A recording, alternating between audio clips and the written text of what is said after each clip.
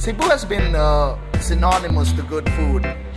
In the past few months, there are several restaurants that have opened in Cebu. Every cuisine is actually here already, and Cebuanos are really proud of their food like lechon, chicharon, torta, and many more. And normally, people feature the food, take photos of food porn, happy tummy, but they forgot who make their food. That's why Kalami Cebu and MJ Photos is starting this show called Cebu Foodporn Stars. This show will feature the men and women behind the most delicious food and exciting restaurants here in Cebu. We're here right now at Scape Sky Deck in Mactan. This restaurant has been making a big buzz in social media, and a lot of people are posting their pics about the sunset, food, and the amazing ambiance in this restaurant. And if you come here, I'm very sure you're gonna post something in Instagram with the hashtag foodporn. But do you know that the chef here is a true blue Cebuano who grew up in Tipadilla? So let's meet Chef June Fernandez of Scape Skydeck.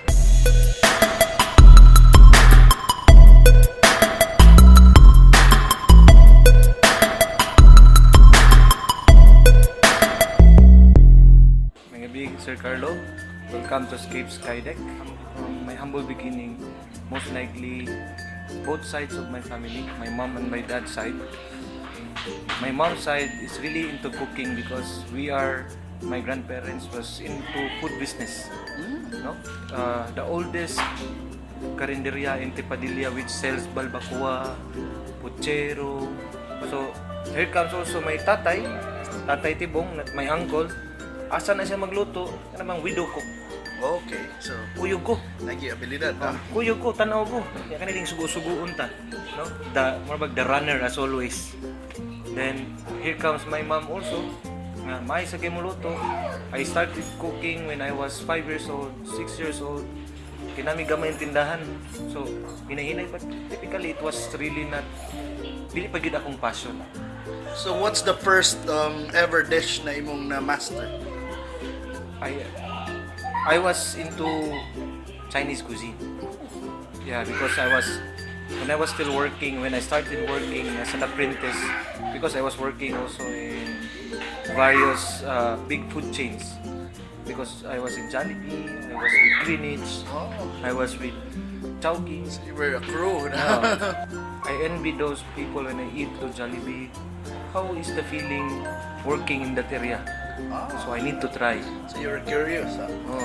So nag-dishwasher ko, nag-stockman ko. So I walked to SM wearing a boots, carrying a bulk of garbages, throwing outside SM. No? And I was so thankful. It's because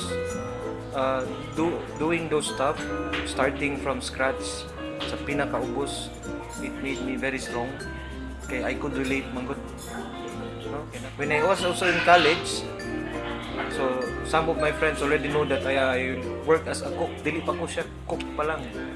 So they tried to put in the college of HRM in UC series of competitions. In UC, okay. No, so I was chosen one of the contestants. So it opened my door. So I was every time UC join competition, ako'y padala. Until such time I was working in the industry na, from cook to komi to secretary. So you rise up, you Yes. rise from the ranks, get from the bottom to slowly. Maningkamot. Kung di ka gibaw maningkamot, but in this kind of job, it really needs patience. It's because for me, skills can be learned, but passion and attitude is very important to be a chef because there's a lot of people with a lot of skills, but if you don't have the passion and the exact attitude in the kitchen, because kitchen is a never-ending workplace. Kada adlaw, All your foods really look good. So where did you get that background to make this food like food porn worthy? with the experience that I had, joining competitions from professional ranks, winning competitions, like as what you said, we met 2012. Yes. How many years ago, I won the best hamburger in Cebu. So the creativeness of being of it is also being an explorer. No? Most importantly, you need to be innovative. You know how to eat and you know how to balance things. Food porn. It's a very big idea of what you say, the food porn.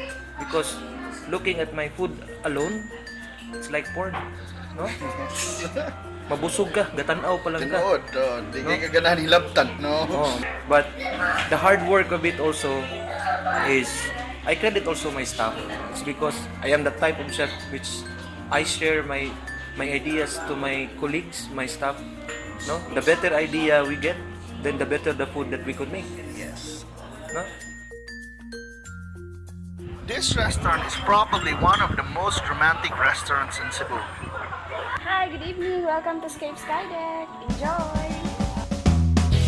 Your view is arguably one of the most awesome that you can see in Cebu, especially this side of the Mactan Bridge, where you have our version of the Golden Gate Bridge.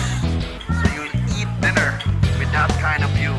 On a normal night, it's a good mix of foreigners, locals, young and old, enjoying good food, having some drinks.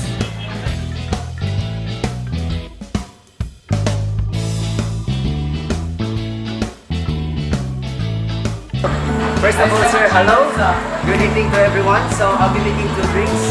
I'll be making 1 non-alcoholic and 1 alcoholic drinks for you guys. So first, adult space. Okay. So I have mango here.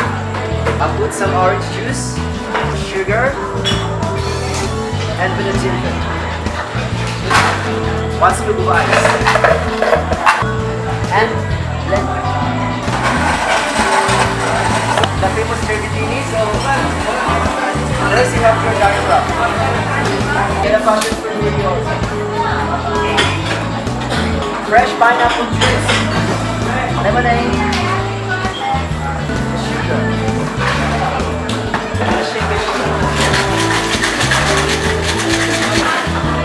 so we have now our, so you have your Zone's Grace. And of course, my jerky tea. So you have your Azon's Grace and a jerky tea.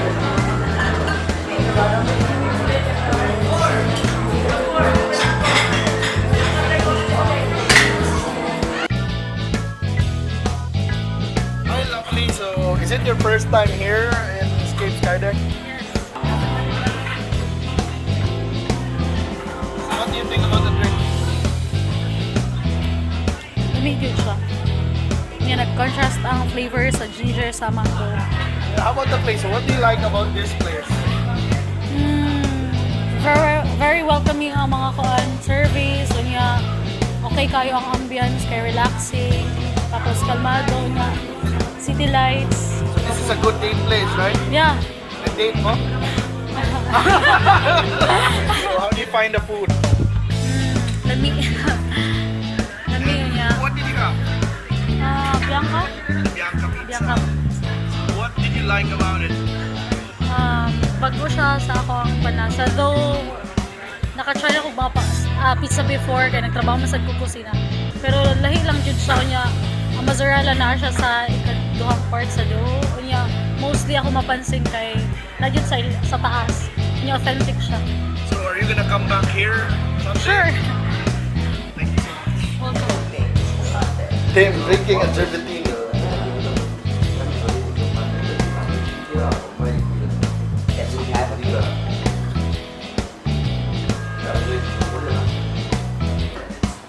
It's really good. Honest comment. Yeah. I'm not a strong drinker, but I like it. The highlight of my meal was the truffle carbonara. Why? Because aside from the usual carbonara that we eat,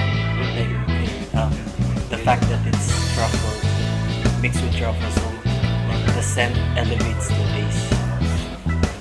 So it's more enjoyable because taste and aroma go together. And how about the place? How do you like it?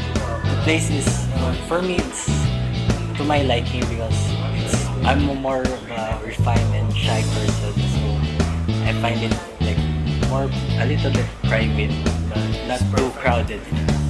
So, Harry, let's say hi to Cebu. Hi, Cebu. Thank you Thank so you. much. The last part, we'll be talking about what food can you recommend to a certain type of person. So let's say a working guy, what should he order here? A working guy. When you say a working guy, typically that type of guy is very hungry, very stressed. Yes. No, for me, when he comes here, I want to give him first our beef soup. So to calm down the stress in his body. Once he tried the soup, when he's come down, it's the time that his empty stomach will be filled with our signature pork ribs. How about for yuppies, young ladies? Oh, syempre, young ladies, no? Typically, mga gitawag nila mga FB people ba? No? Mga Instagrammers and Yes, everything. yes. So, pa-cute-cute, pero mga una yun. For me, I have the Bianca pizza, which is typically with white sauce, the bechamel sauce, cream cheese, ricotta, with some parma ham, smoked ham, and some smoked bacons. How about people, men or women who are on a diet? Of course, on a diet, I have my choices of salads. I have my Ason Caesar salad, I have my Chef's Choice salad, I have my Asian chicken salad.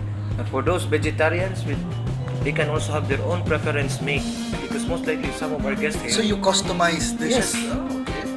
So about older people? Kaya ba magkita sa karaang tao pa, hingaon, ibutang ni mo na itiguang pagkitang na sudan o kanon, unang nami salpikaw. The beef is very tender, no? Muna gingon ba? The food for all ages. Ngayon, nikaon ni mo humukay ni mong baba ba? Together with the garlic rice and the crunchy garlic bits. And lastly, how about foreigners? Of course, foreigners, I have my lamb.